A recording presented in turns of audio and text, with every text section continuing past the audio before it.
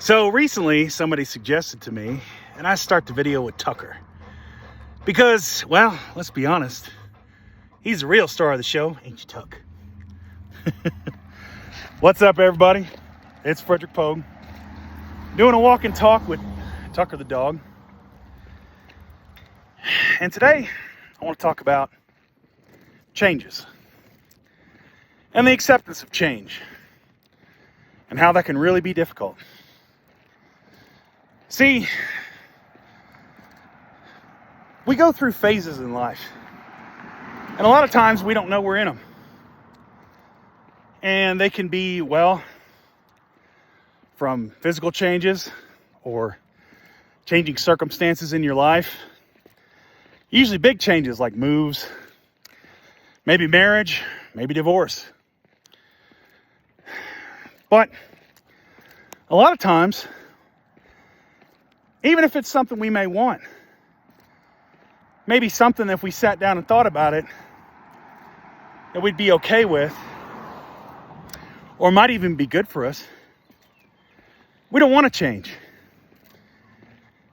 And we develop habits and ways of being that even though they're not healthy for us, well, we cling on to them.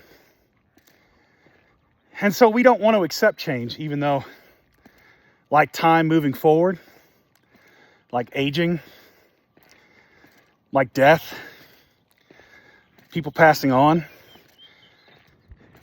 like we don't want to accept it. Even though, whether we accept it or not, it's going to happen. That's kind of where we're at as Americans right now. Things are changing. And if you kind of look back, and historians will, this era has been coming for a while. And Trump, well, he might be the catalyst, or maybe the straw that broke the camel's back, but he's part of that change. And I think one of the big things that might be missing this week from the onslaught of the signal mess and the intelligence breach and all this other stuff is the Prime Minister of Canada's speech, where he basically said this, 150-year relationship of really Canada deferring to us in a lot of ways, that's over. And Canadians like us, well, they're having to figure out what this new era means for them. And they seem ready to meet that challenge. We'll see what it stays with this upcoming election. But I think Canadians are finding themselves in a position where they're ready for this new change. They're ready to see what the world's like with them going in a different direction. That vitality of something new. Well, as Americans, well, we're in that fearful place because we're not going into something new as in a possibility of excellence of opportunity or excellence in who we could be.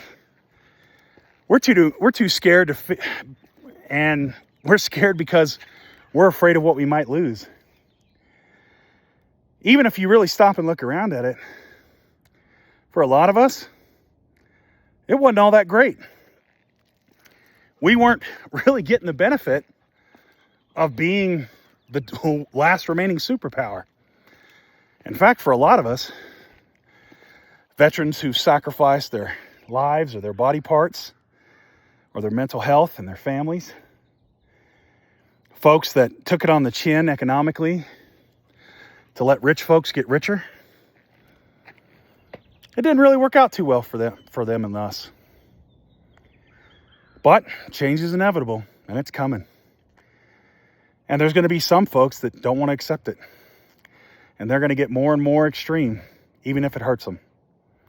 So the question is, are we ready to accept it? And what does that mean for us? I don't have the answers to that, but I'm kind of curious to see where it goes. Anyway, that's all I got for you today. Keep the faith, defend democracy, and I'll see you later.